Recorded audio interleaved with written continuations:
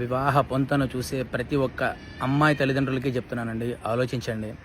మీరు చూడాల్సింది అబ్బాయి యోగ్యుడా కాదా, అబ్బాయి వాళ్ళ ఫ్యామిలీ బ్యాక్గ్రౌండ్ ఎట్లాంటిది, వాళ్ళ అమ్మా నాన్న ఎట్లాంటి వాళ్ళు, ఆడపడుచులు ఉంటే వాళ్ళు ఎట్లాంటి వాళ్ళు, అమ్మాయిని బాగా చూసుకుంటారా చూసుకోరా, ఇవండి ఆలోచించాల్సింది. అంతేగాని ప్రతిదానికి ఎన్ని లక్షల ప్యాకేజీ, నీకు ఎంత కోట్ల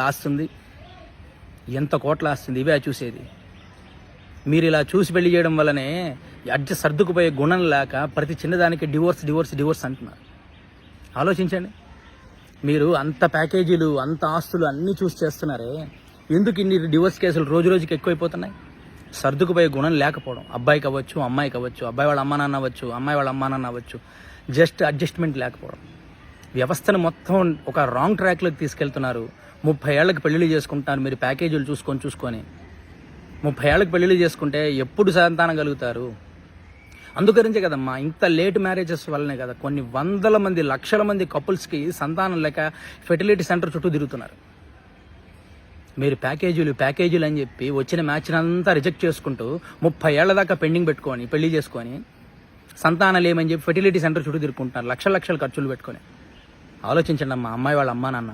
ప్యాకేజీలు కాదండి చూడాల్సింది, అబ్బాయి యోగ్యుడా కాదా. అమ్మాయిలు ఆలోచించండి. అందరికీ ఫేర్ అండ్ హ్యాండ్సమ్ కావాలంటే బ్రహ్మ అందరినీ ప్రింటింగ్ చేయాలి. ఆలోచించండి ఇప్పటికైనా.